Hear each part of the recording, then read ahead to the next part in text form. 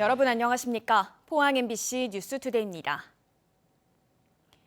오늘 경북 동해안은 흐린 하늘에 낮 기온이 25도 선에 머물겠습니다. 조주경 기상캐스터입니다. 9월의 첫날 경북 동해안의 하늘빛은 다소 흐리겠습니다. 낮 동안 구름 사이로 햇살이 조금 비치면서 자외선 지수는 높은 수준까지 오르겠고요. 미세먼지 걱정은 안 하셔도 되겠습니다. 낮 기온이 어제보다는 조금 오르겠지만 여전히 예년 수준은 2도가량이나 밑돌겠습니다. 오늘 오후부터는 강한 바람에 주의가 필요합니다. 순간적으로 시속 55km 이상의 돌풍이 부는 곳이 있으니까요. 시설물 관리와 안전사고에 유의해 주시기 바랍니다. 이어서 자세한 오늘 기온 보겠습니다. 오늘 아침 기온은 17도에서 20도 분포로 어제와 비슷하거나 1도가량 낮게 시작하고 있고요. 한낮 기온은 경북 동해안 전 지역 25도까지 오르면서 낮 기온은 어제보다 2도에서 4도가량 오르겠습니다. 울릉도와 독도의 아침 기온은 울릉도 19도, 독도 22도로 시작하고 있고요. 한낮에는 24도에서 25도 선에 머물겠습니다. 동해상에서는 당분간 너울성 파도가 일 수 있어서 주의하셔야겠고요. 남부 해상을 중심으로는 돌풍과 함께 천둥 번개가 치는 곳이 있겠습니다. 바다의 물결은 중부 해상에서 최고 2m, 남부 해상에서 4m까지 높게 일겠습니다. 다음 주 초반까지 우리 지역에는 많은 비가 예보됐습니다. 일단 모레까지 태풍의 앞머리에 발달한 비구름의 영향으로 포항과 경주에는 10에서 60mm, 영덕과 울진은 5에서 30mm가 내리겠습니다. 날씨였습니다. 경상북도의 공공기관 축소 방침에 따라 당초 문화재단과 통합이 논의되던 경주 엑스포가 최근에는 경북문화관광공사와 통합이 추진되고 있습니다. 올해 말까지 조직 진단을 거쳐 내년 초까지 통합을 추진하는데 경주시 의회가 엑스포 부지 사용과 운영비 지원을 두고 반발하고 있습니다. 임재국 기자가 취재했습니다. 경주 세계문화엑스포 개최를 위해 문체부와 경상북도, 경주시가 공동 출연해 설립한 문화엑스포재단. 지난 1996년 재단 설립 이후 경주와 이스탄불, 호찌민 등에서 엑스포를 열었습니다. 경상북도 공공기관 축소 방침에 따라 문화엑스포재단이 경북문화관광공사와 통합이 추진됩니다. 재단이 설립된 지 26년 만입니다. 개발이나 연구 노하우가 많이 축적되어 있습니다. 그래서 지금 문화엑스포 같은 경우는 저희들이 비용을 투자는 많이 하는데 효율적인 면에서는 조금 부족하다. 그러면 두 개의 기관이 합쳐지면 오히려 시너지 효과가 나지 않을까. 두 기관의 통합을 위해 경상북도와 경주시는 자문위원회를 3차례 열고 12월 말까지 현장 설명회와 조직 진단 용역에 들어갑니다. 세부 절차를 거쳐 내년 1월에 통합법인 출범을 목표로 하고 있습니다. 앞으로 통합에 따른 행정적인 절차 문제, 또 기관 간의 또 법적인 어떤 절차 문제, 그리고 또 기관 간의 또 정체성 문제도 있고 통합에 따른 어떤 장단점 문제도 있습니다. 이런 부분이 다 다각적으로 검토가 돼서. 경주시의회는 긴급 간담회를 열고 재단 설립과 부지 매입에 경주시 예산이 300억 원이 넘게 투입됐다며 부지 사용과 운영비 지원에 대해서는 어렵다며 반발하고 있습니다. 문화관광공사의 통합은 저희 측에서 볼 때는 사실상 문화엑스포 해산으로 볼 수 있고, 그리고 엑스포와 달리는 관광공사에 대해서는 무상 사용 동의라든가 그리고 운영비 지원은 불가합니다. 비영리 문화엑스포재단과 영리기관인 경북문화관광공사의 통합을 두고 지역에서 찬반 의견도 엇갈리고 있어 앞으로 구체적인 추진 과정에 논란이 커질 것으로 보입니다. MBC 뉴스 임재국입니다. 포항시는 오늘 새벽 0시부터 선착순으로 카드형 포항 사랑 상품권 200억 원어치를 10% 할인해 판매합니다. 올해부터 휴대전화 앱을 통해 충전할 수 있는 카드형 구매 한도가 월 20만 원에서 50만 원으로 높아졌지만 미사용 잔액을 포함한 한도여서 잔액이 0원일 경우에만 50만 원을 충전할 수 있습니다. 카드형 포항 사랑 상품권은 대규모 점포와 유흥업소를 제외하고 어디서나 사용할 수 있으며 휴대전화 앱을 통해 손쉽게 구입할 수 있습니다. 수성구를 제외한 대구 전 지역과 경산 등은 부동산 관련 규제가 풀렸지만 포항 남구는 아직도 조정 대상 지역으로 묶여 있는데요. 이 같은 규제 때문에 포항 남구에는 신규 분양이 아예 실종됐고 집값 하락에 기존 주택 거래까지 위축되는 부작용이 속출하고 있습니다. 비자치구이면서 동일 생활권인 포항 북구는 반대로 신규 분양이 넘쳐 미분양 관리 지역으로 지정되는 모순 양상입니다. 이규설 기자입니다. 선착순 동호수 분양을 알리는 현수막이 걸렸습니다. 새 집도 헌집도 매물은 넘치고 사려는 사람은 없습니다. 부동산 규제의 원인을 제공했던 효자동의 대단지 아파트도 하락세로 돌아섰습니다. 하지만 포항 남구는 2020년 12월 이후 지금껏 조정 대상 지역으로 묶여 있습니다. 시청 공무원들이 여러 차례 국토부를 찾아가 건의하고 포항의 공인중개사들은 끈질기게 1인 시위도 했지만 국토부는 움직이지 않고 있습니다. 수치만 따져서 집값이 급상승했다라고 하는 건 우리는 억울하다. 그래서 좀 풀어달라 하고 제가 한 8개월 동안 이제 거기서 시위를 했거든요. 그런데 국토부가 칼날을 겨눈 곳이 아닌 포항시 남구의 다른 지역에서 더 큰 불만이 터져나오고 있습니다. 그곳은 바로 포항시 남구, 해도, 상도, 송도동 지역입니다. 3천만 원 안팎의 저가 아파트가 많은 지역에서 조정지역 LTV 규제로 대출이 집값의 50%로 묶이게 되자 거래가 아예 실종되어 버린 겁니다. 일부 거기만 규제를 하지 왜 남구 전체 오래된 서민 저희가 말하기엔 콩알만한 그런 집 주택 다 규제해가지고 그분들이 조금 좋은 데를 이사 가고 싶어도 못 가게 하냐고요. 조정 대상 지역이 되면 주택담보대출 한도가 줄고 종합부동산세, 취득세 중과, 분양권 전매 제한 등의 규제가 적용됩니다. 포항처럼 집값이 하락세인 지역에서 이런 규제는 정상적인 거래까지 위축시켜 경기에 악영향을 미칠 수 있습니다. 이렇다 보니 지방 중소도시에 대한 규제는 조기에 해제할 가능성도 있습니다. 국토부에서 주거정책심의위원회를 아마도 올가을에 개최할 가능성이 있습니다. 그렇게 되면 미분양이 쌓이거나 또는 거래 절벽으로 가격 하락이 지속되는 지역은 일부 해제될 가능성도 있습니다. 전문가들은 또 당장 포항 남구 전체에 대한 규제를 풀기 어렵다면 국토부가 특정 동만 조정 대상 지역으로 남겨두는 핀셋 규제에 나서는 것이 실수요자들을 보호하는 방법이라고 조언하고 있습니다. MBC 뉴스 이규설입니다. 국가보훈처는 영덕 장사상륙작전 임무를 수행한 문산호를 9월에 6.25 전쟁 영웅으로 선정했다고 밝혔습니다. 문산호는 1950년 9월 15일 육군 유격대원 841명을 태우고 영덕 장사동에 상륙을 시도하다 적의 집중 공격과 심한 풍랑으로 해안에 좌초해 10명이 전사했습니다.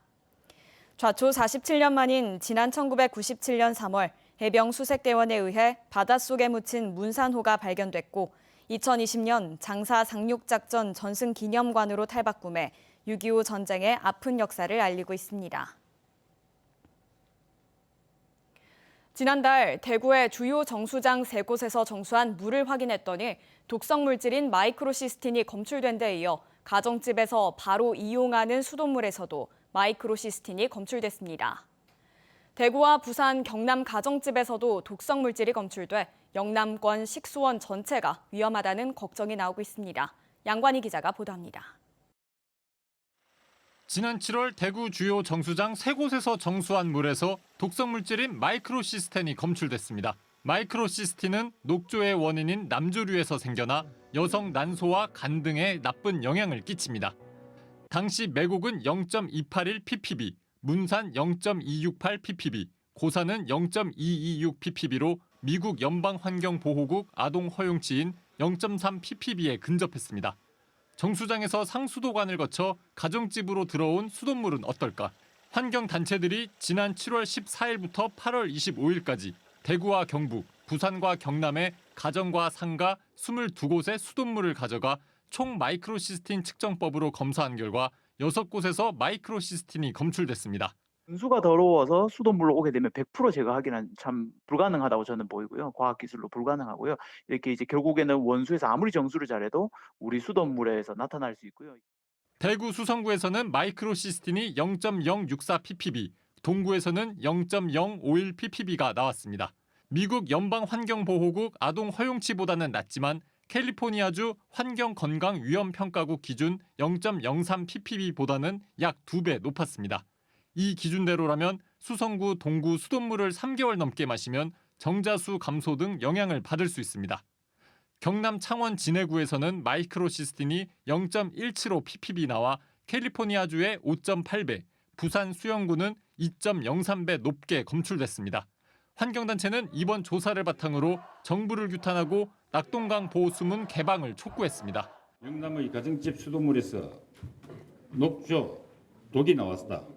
정부는 영남인에게 사죄하고 하루속히 대책을 마련하라. 환경부는 지난달에 2차례에 걸쳐 대구, 부산, 경남 지역 정수장 10곳에서 수돗물을 조사한 결과 마이크로시스틴은 검출되지 않았다고 밝혔습니다. MBC 뉴스 양관입니다. 경주시가 사적 제6호 황룡사지에 탐방로 조명을 설치하고 오늘부터 정식 운용에 들어간다고 밝혔습니다. 탐방로 조명은 황룡사 구층 목탑을 옆으로 눕혀놓은 모양으로 65m 길이로 조성됐습니다. 경주시는 조명 공사에 앞서 황룡사 역사문화관 북서편에 탐방로를 포함한 산책로와 잔디 광장도 만들었습니다. 2023학년도 대입 수시 모집을 앞두고 마지막 수능 모의평가가 실시됐습니다. 수시와 정시, 어떤 전형에 어떻게 집중할지 판단할 가장 중요한 가늠자인데요. 수능이 문이과 구분 없는 통합형 수능으로 치른다는 점도 감안해서 선택해야 합니다. 보도에 조재한 기자입니다. 고3 수험생들이 실제 수능과 똑같은 시간표에 맞춰 똑같은 방식으로 시험을 칩니다.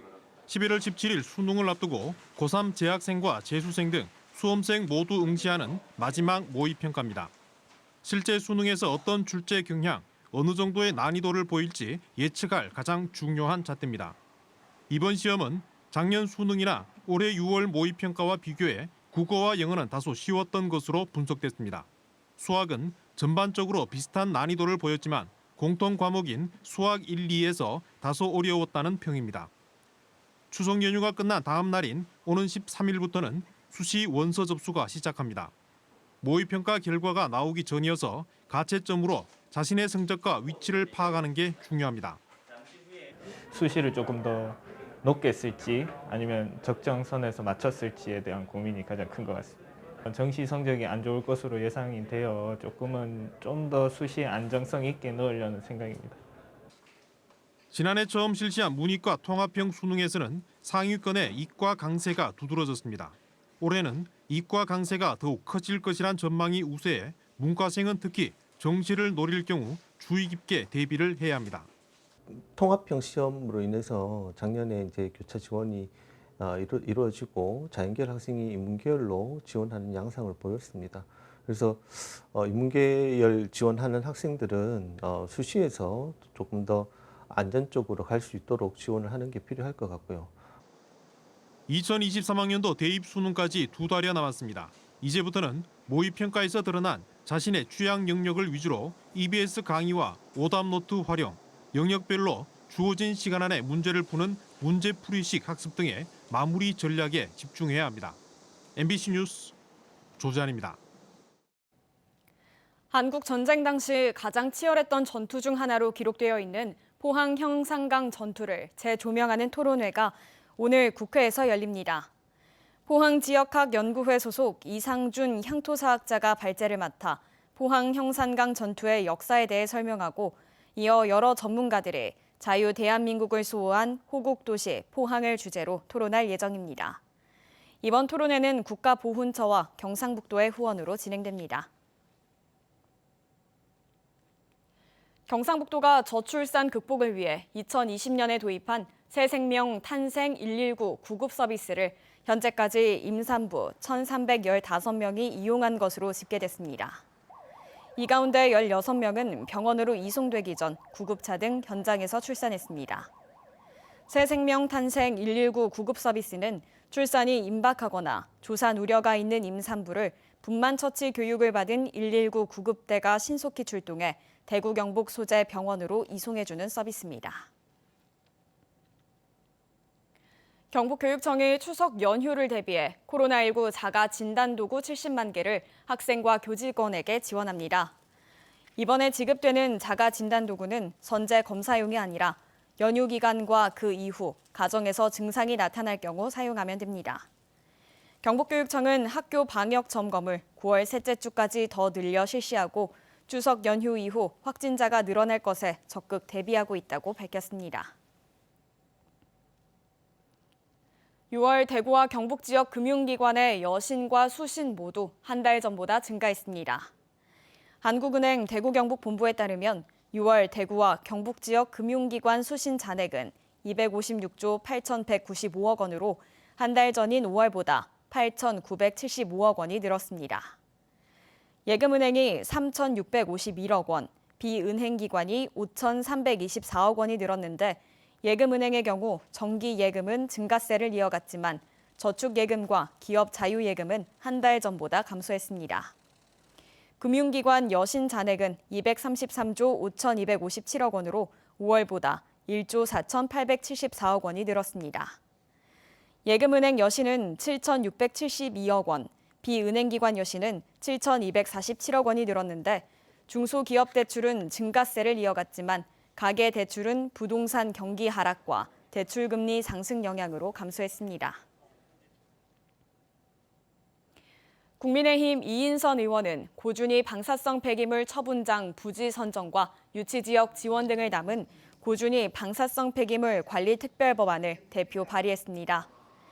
특별법안에는 국가 책무로 고준위 방사성 폐기물 처분장의 조속한 확보와 유치지역 특별지원금, 반입수수료 지원, 국무총리 소속 전담기구 신설 등을 담고 있습니다.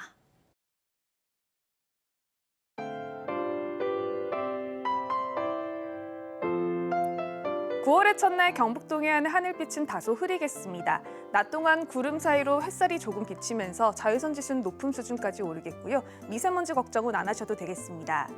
낮 기온이 어제보다는 조금 오르겠지만 여전히 예년 수준은 2도가량이나 밑돌겠습니다. 오늘 오후부터는 강한 바람에 주의가 필요합니다. 순간적으로 시속 55km 이상의 돌풍이 부는 곳이 있으니까요. 시설물 관리와 안전사고에 유의해 주시기 바랍니다. 이어서 자세한 오늘 기온 보겠습니다. 오늘 아침 기온은 17도에서 20도 분포로 어제와 비슷하거나 1도가량 낮게 시작하고 있고요. 한낮 기온은 경북 동해안 전 지역 25도까지 오르면서 낮 기온은 어제보다 2도에서 4도가량 오르겠습니다. 울릉도와 독도의 아침 기온은 울릉도 19도, 독도 22도로 시작하고 있고요. 한낮에는 24도에서 25도 선에 머물겠습니다. 동해상에서는 당분간 너울성 파도가 일 수 있어서 주의하셔야겠고요. 남부 해상을 중심으로는 돌풍과 함께 천둥 번개가 치는 곳이 있겠습니다. 바다의 물결은 중부 해상에서 최고 2m, 남부 해상에서 4m까지 높게 일겠습니다. 다음 주 초반까지 우리 지역에는 많은 비가 예보됐습니다. 일단 모레까지 태풍의 앞머리에 발달한 비구름의 영향으로 포항과 경주에는 10에서 60mm, 영덕과 울진은 5에서 30mm가 내리겠습니다. 날씨였습니다. 이상으로 포항 MBC 뉴스투데이를 마칩니다. 여러분 고맙습니다.